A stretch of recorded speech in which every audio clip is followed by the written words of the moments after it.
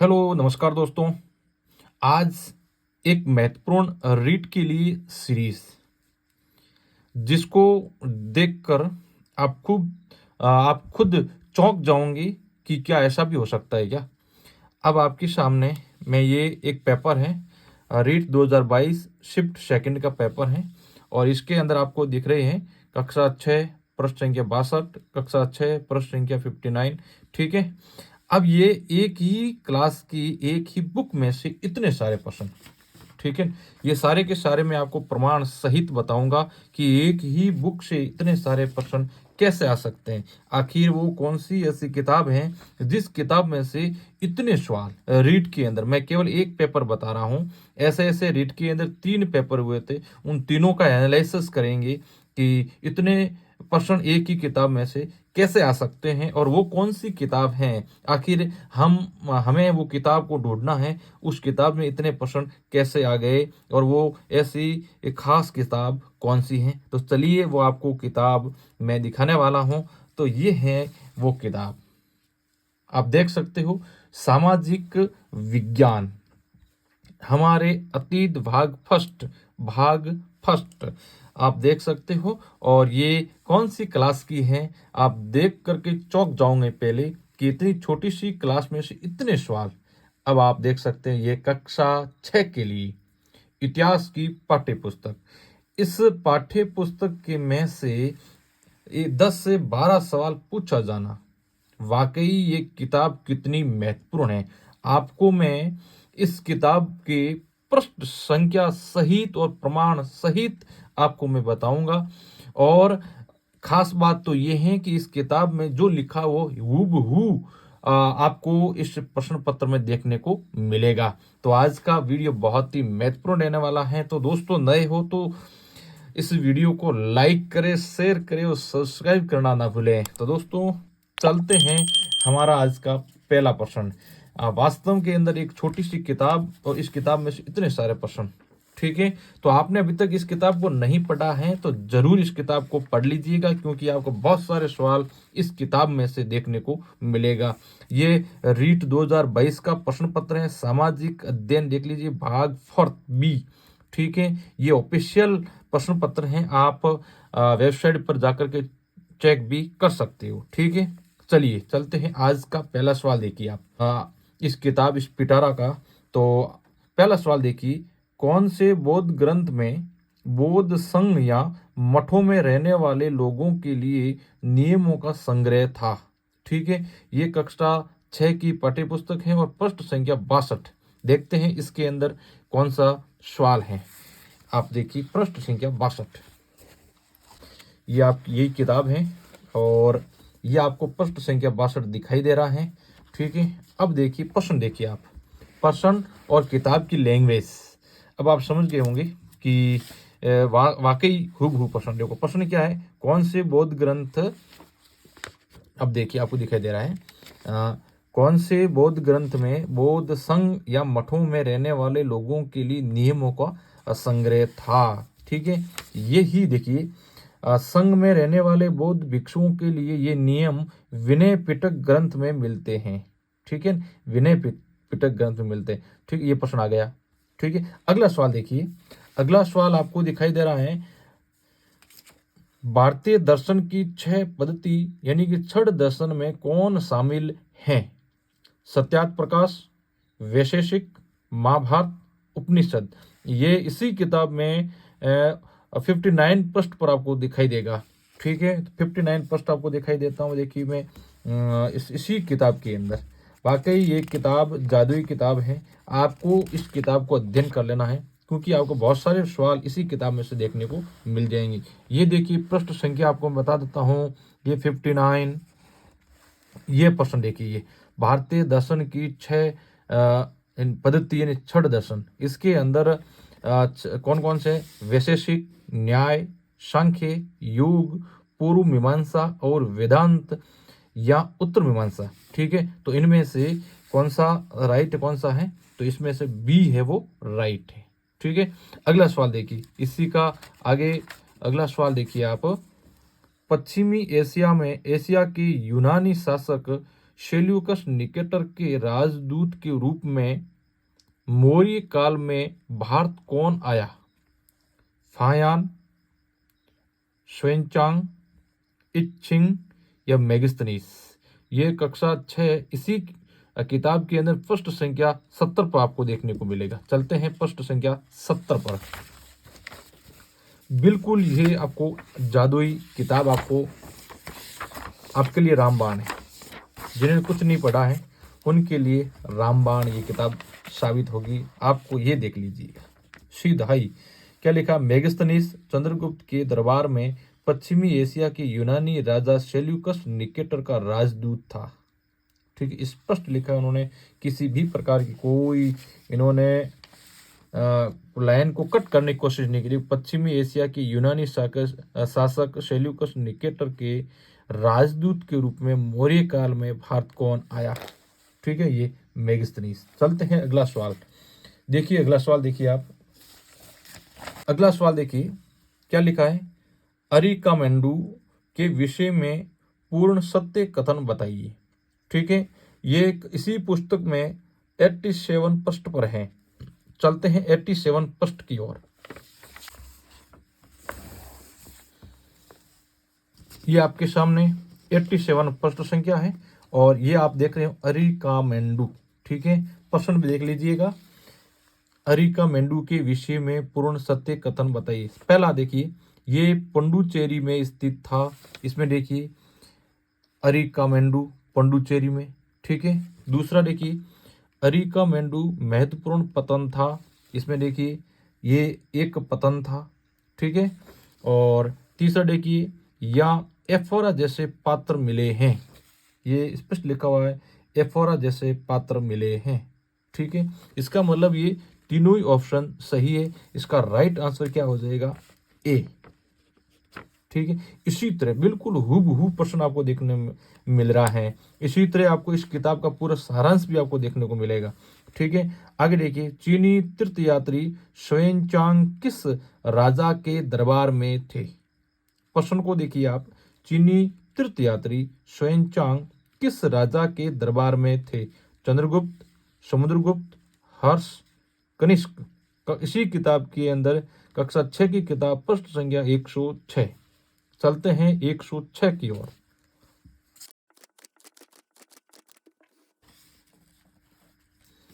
देख रहे हो ना आप, पृष्ठ संख्या 106। हर्षवर्धन की वंशावली देते हुए उनके राजा बनने तक का वर्णन है। चीनी तीर्थयात्री श्वेनचांग, जिसके बारे में तुमने अध्याय 9 में पढ़ा है। ठीक है, चीनी यात्री श्वेनचांग हर्षवर्धन के समय उन्होंने यहाँ आए थे। ठीक है, आपके सामने ये प्रमाण। चलते हैं अगले सवाल की ओर। अगला सवाल देखिए आपके सामने है, कौन से नाटक में गुप्त काल में एक गरीब मछुआरे के साथ राज कर्मचारियों के दुर्व्यवहार की बात कही हुई है? हर्षचरित, अभिज्ञान शाकुंतलम, मुद्रा राक्षस या मर्चकटेकम? देखिए इसी पुस्तक के अंदर पृष्ठ संख्या 110 के अंदर इसका आंसर स्पष्ट लिखा हुआ है। पहले प्रश्न को पढ़ लीजिए। प्रश्न क्या है? कौन से नाटक में गुप्त काल में एक गरीब मछुआरे के साथ राज कर्मचारियों के दुर्व्यवहार की बात कही है? क्या लिखा हुआ है?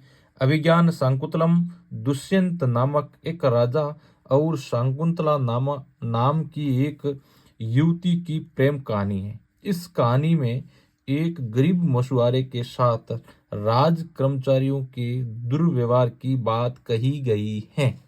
एज इट इज प्रश्न को छाप दिया है यहाँ किताब के अंदर, एज इट इज आपको पेपर में देखने को मिलेगा। अगला सवाल देखिए, हर सवाल का मैं आपको इसमें प्रूफ दूंगा। अगला सवाल है, भीतर गांव का मंदिर कहाँ स्थित है? उत्तर प्रदेश, बिहार, उड़ीसा, बंगाल। इसी पुस्तक में पृष्ठ संख्या 116 पर देखिए आप।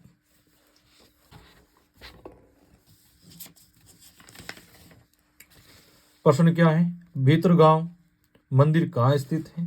उत्तर देखिए, उत्तर प्रदेश के भीतर गांव का एक आरंभिक मंदिर है।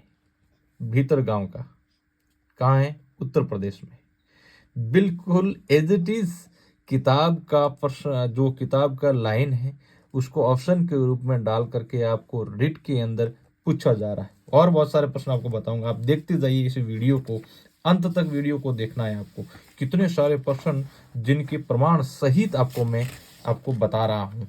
अभी तक आपने इस पुस्तक को नहीं पढ़ा है ना, तो दोस्तों इस किताब को आज ही खरीद लेना। बिल्कुल नॉर्मल किताब है और उसमें से इतने सारे प्रश्न पूछना वाकई ही आपके लिए बहुत ही खुशी की बात है।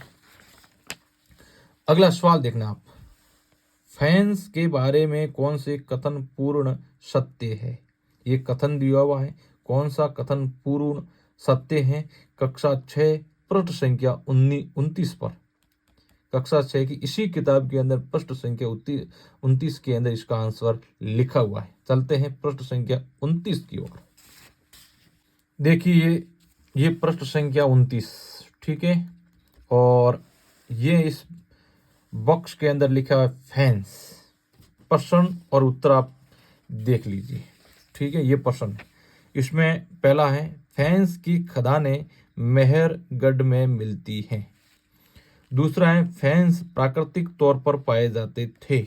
देखिए पत्थर और शंख प्राकृतिक तौर पर पाए जाते थे, लेकिन फैंस को कृत्रिम रूप से तैयार किया जाता है। इसका मतलब दूसरा आंसर बिल्कुल गलत। तीसरा आंसर देखिए, बालू या स्फटिक पत्थर के चूर्ण को गोंद में मिलाकर उनसे वस्तुएं बनाई जाती थी, ठीक है। अब आगे देखिए, बालू या स्फटिक पत्थरों के चूर्ण को गोंद में मिलाकर उनसे वस्तुएं बनाई जाती थी। इसका मतलब दूसरा आंसर भी अपना राइट है। तीसरा आंसर देखिए, उसके बाद एक वस्तुओं पर चिकनी परत चढ़ाई जाती थी। यहाँ देखिए क्या लिखा हुआ है, उसके बाद उन वस्तुओं पर एक चिकनी परत चढ़ाई जाती थी। अगला ऑप्शन देखिए, फैंस से मन के चूड़ियाँ, झुमके और छोटे बर्तन बनाए जाते थे, ठीक है। देखो फैंस से मन के चूड़ियाँ, बाले और छोटे बर्तन बनाए जाते थे इन एज इट इज, ठीक है। उन्होंने इनमें एक भी शब्द को इधर उधर नहीं किया है, एज इट इज या ऑप्शन में डाल दिया, प्रश्न लिख दिया, आपको पूछ लिया, ठीक है। इसका मतलब इसमें राइट कौन सा है? तीसरा, चौथा, पांचवा राइट है। तीसरा, चौथा, पांचवा यानी कि सी ऑप्शन आपका राइट हो जाएगा, ठीक है। इसी तरह अगला सवाल देखिए आप, ये सवाल देखिए, ऋग्वेदिक काल के विषय में कौन सा कथन सत्य है? ठीक है, कक्षा 6 पृष्ठ संख्या 35, ये आपको दिखाई दे रहा है, ठीक है। पृष्ठ संख्या 35, ये प्रश्न देखिए आप, ठीक है। इसी प्रश्न में से प्रश्न पूछा गया है। क्या प्रश्न है, पहले प्रश्न को समझते हैं। सोम एक पौधा था, सोम एक पौधा था, इसमें लिखा हुआ है सोम एक पौधा था। दूसरा देखिए, ब्रह्मा, विष्णु व महेश प्रमुख देवता थे, ठीक है। लेकिन यहाँ क्या है, इनमें से 3 देवता बहुत महत्वपूर्ण हैं, अग्नि, इंद्र और सोम। इसका मतलब दूसरा ऑप्शन गलत। सुक्त का मतलब अच्छी तरह से बोला गया था। सुक्त का मतलब अच्छी तरह से बोला गया था, और यहाँ लिखा हुआ है सुक्त का मतलब है अच्छी तरह से बोला गया। अगला देखिए, उपनिषद व आरण्य ग्रंथ रचे गए थे। तो इसमें आपको देखना है कि इसमें क्या क्या था, ऋग्वेद, सामवेद, यजुर्वेद, अथर्ववेद, ठीक है, इनके बारे में बताया गया है। लेकिन इसमें उपनिषद और आरण्य के बारे में कोई इसमें उल्लेख नहीं। इसका मतलब ये ऑप्शन है वो गलत है। 5वां देखिए, इंद्र युद्ध का देवता नहीं था, इंद्र युद्ध का देवता नहीं था, लेकिन यहाँ लिखा हुआ है इंद्र युद्ध के देवता हैं, ठीक है। यानी अग्नि आग के देवता, इंद्र युद्ध के देवता है, लेकिन यहाँ लिखा है नहीं था। इसका ये भी ऑप्शन गलत होगा, यानी कि पहला और तीसरा ऑप्शन सही है। इन इस प्रकार एक ही, ये तो एक पेपर है, अगला पेपर कल मैं और लेके आऊँगा और विश्लेषण करेंगे कि इस एक ही किताब के अंदर कितने सारे प्रश्न आपको देखने को मिल रहे हैं। तो दोस्तों इस किताब को हमें छानना है, इस किताब को हमने घोल के पीना है, क्योंकि इसी एक ही किताब के अंदर आपको 10 से 12 सवाल देखने को मिलेगा। और ये छोटी सी किताब है, 127 पृष्ठ की किताब है, लेकिन इस 127 पृष्ठों के अंदर इतने सारे प्रश्न आना आपके लिए बहुत ही महत्वपूर्ण ये किताब हो जाती है। ठीक है, तो दोस्तों इस किताब को आप अभी तक नहीं पढ़ा है तो ज़रूर आपको इस किताब को पढ़ना है। इस किताब में से आपको बहुत सारे सवाल देखने को मिलेंगे। ये किताब है, आप देख सकते हैं, सामाजिक विज्ञान कक्षा 6 की किताब है। छोटी सी किताब है, लेकिन छोटी सी किताब के अंदर इतने सारे प्रश्न आना वाकई आपके लिए एक खुशी की बात है, आपके लिए एक चौंकाने वाली बात है। तो दोस्तों इस किताब की एक एक लाइन को हम याद करेंगे, एक एक पृष्ठ को हम याद करेंगे, ताकि आपके रीड के अंदर जो भी प्रश्न आए उस प्रश्न को आप गलत नहीं कर पाओ। हम सीरीज चलाएंगे, इनके एक एक लाइन को हम याद कर लेंगे, ताकि एक भी सवाल आपका गलत नहीं होगा। 100% आपको इस किताब में से 10 से 12 सवाल देखने को मिलेगा। ठीक है, तो आप हमसे जुड़े रहिएगा। आपको ये वीडियो अच्छा लगा है तो लाइक करें, ताकि हमें और मजबूती से और अच्छे से अच्छे आपको वीडियो आप तक पहुंचाने का हम प्रयास करें। धन्यवाद। जय हिंद।